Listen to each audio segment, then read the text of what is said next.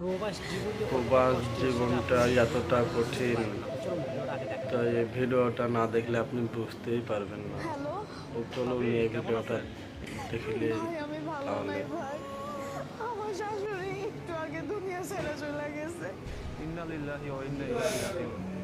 আল্লাহ রহম করুক ভাবি। ভাই, আপনার ভাইরে আপনি খবরটা দিয়ে দেন।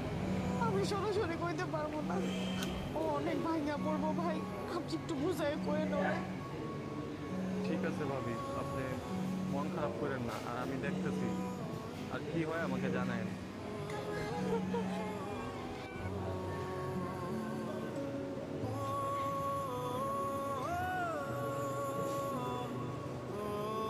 মা, হ্যাঁ বন্ধু কও।